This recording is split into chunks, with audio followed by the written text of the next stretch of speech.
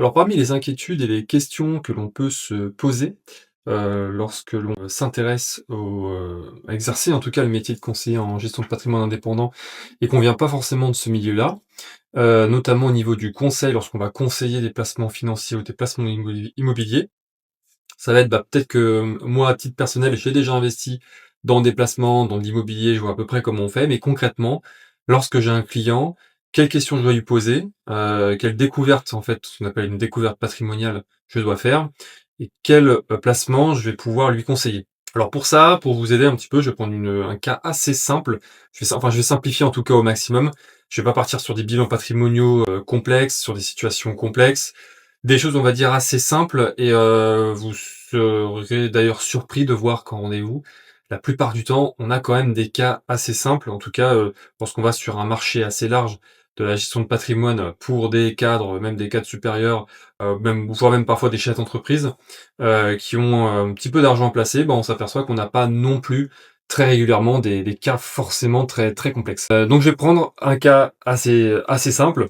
La première étape, alors ce qu'il faut voir en fait au niveau de la gestion de patrimoine, c'est que c'est comme un peu comme une route. On a un point A, où est le client, sa situation actuelle et il a un objectif. Donc en fait, il veut aller à un point B. Donc il part d'un point A, il veut aller à un point B et donc l'idée c'est de pouvoir tracer une route pour notre client, pour l'aider d'aller du point A au point B. Et pour aller du point A au point B, en fait, il a différents outils et une certaine capacité à sa disposition, qui va être en fait l'argent, tout simplement. Est-ce qu'il va avoir de l'argent aujourd'hui à sa disposition, un stock d'argent, ou est-ce qu'il va plutôt avoir des flux réguliers, peut-être parce qu'il va pouvoir épargner tous les mois. Donc il est à une situation A, il veut aller à une situation B, et il a, entre guillemets, du carburant à sa disposition, et on va l'aider, du coup, à faire ce trajet. Donc la situation A, qu'est-ce que c'est? Eh ben, on va faire une phase de découverte, qui peut être plus ou moins longue en fonction de la complexité, mais si c'est assez simple, l'idée c'est de pouvoir lui poser des questions sur d'abord, son expérience avec les placements. Est-ce qu'il a déjà investi à titre personnel? Où il met habituellement son argent? Est-ce que c'est plutôt sur des livrets? Est-ce qu'il place déjà de l'argent en bourse? Est-ce qu'il a déjà été accompagné par un conseiller en gestion de patrimoine? Qu'est-ce qu'il a apprécié? Qu'est-ce qu'il a peut-être moins apprécié avec son conseiller? Pour voilà, pour avoir le contexte et savoir un petit peu les attentes qu'il va avoir.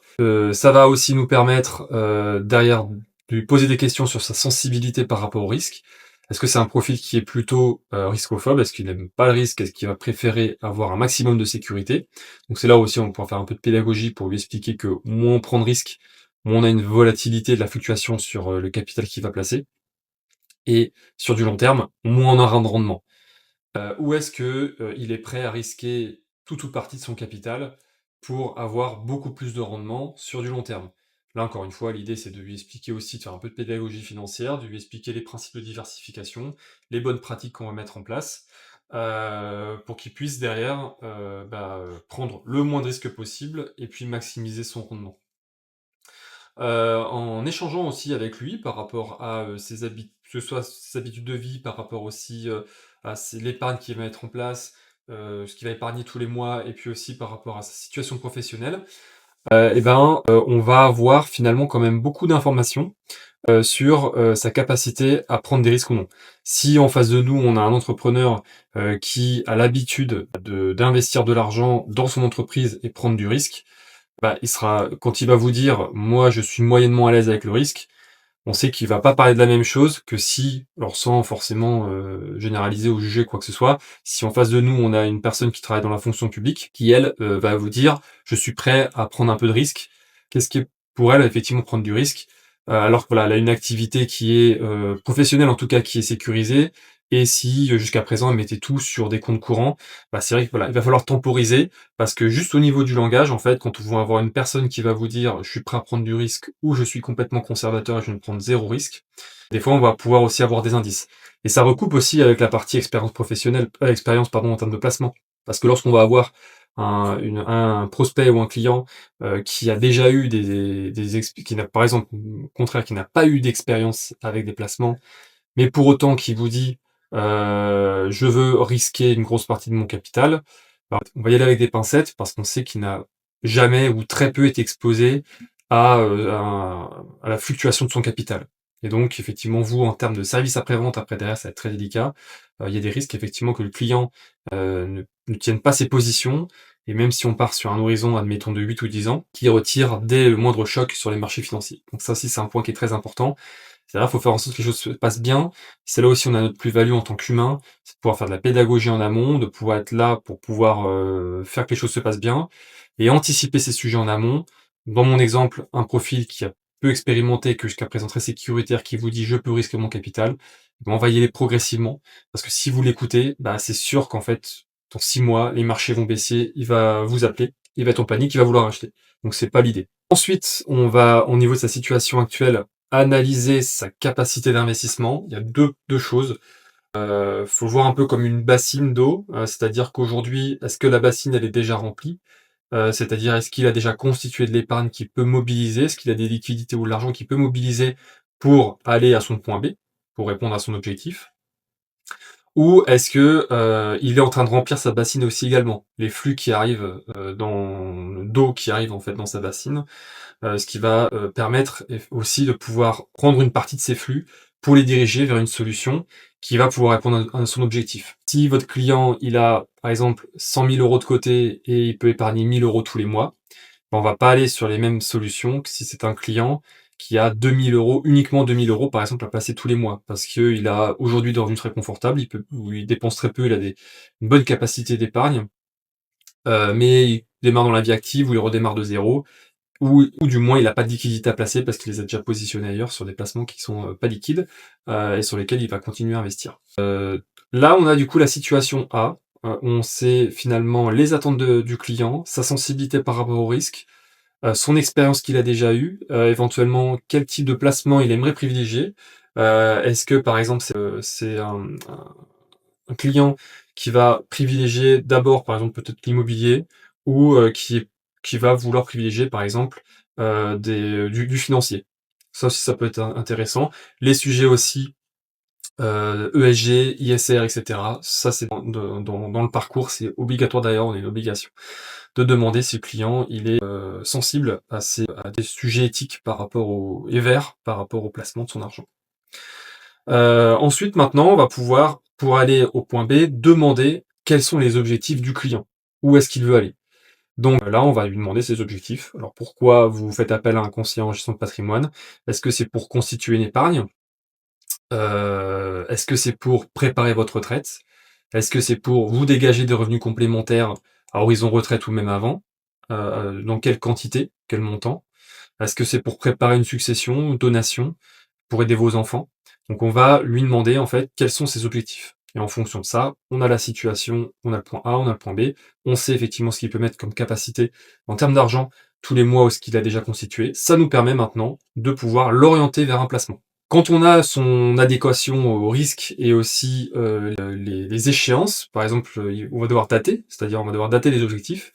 S'il a un objectif qui est à 5 ans parce qu'il veut, par exemple, avoir un capital de 50 000 € dans 5 ou 10 ans pour aider ses enfants, pour leurs études, pour acheter une voiture ou pour les aider et constituer un apport pour l'achat de leur résidence principale.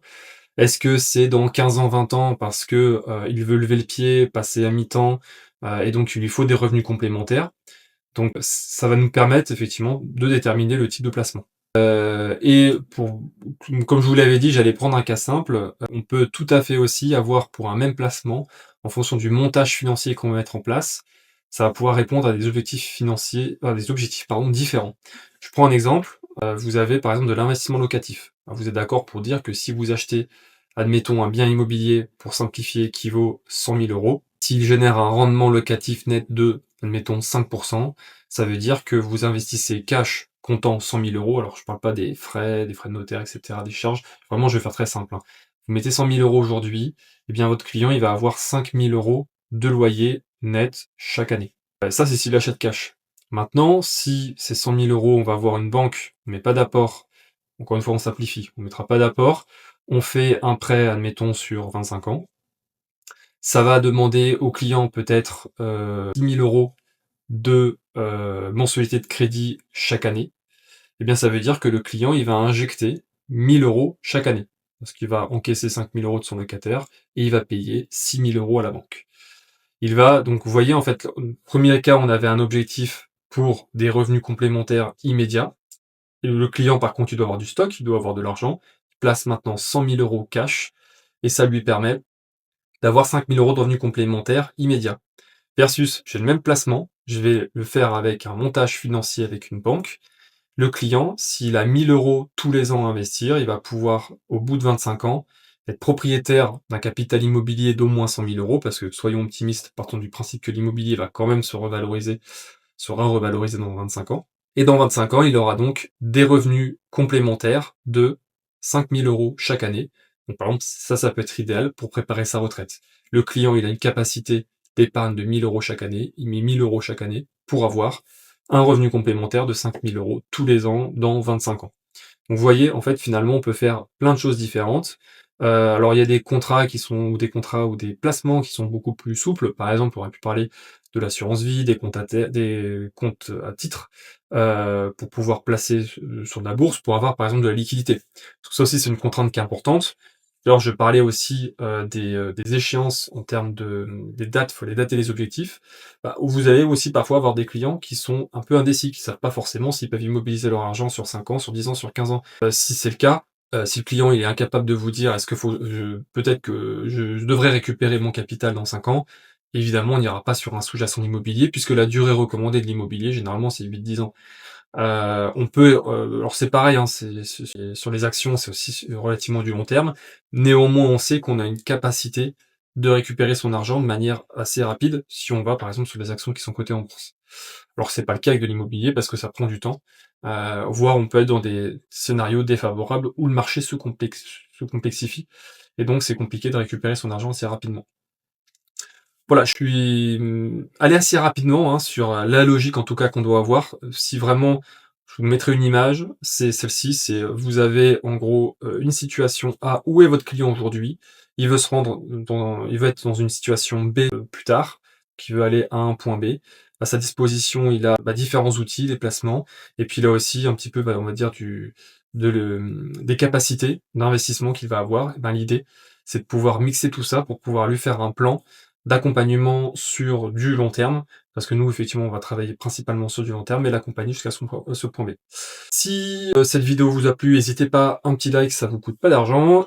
Si vous avez des questions, n'hésitez pas aussi à me les poser directement en commentaire pour que je puisse alimenter prochainement une nouvelle vidéo sur des sujets de gestion de patrimoine. À très bientôt.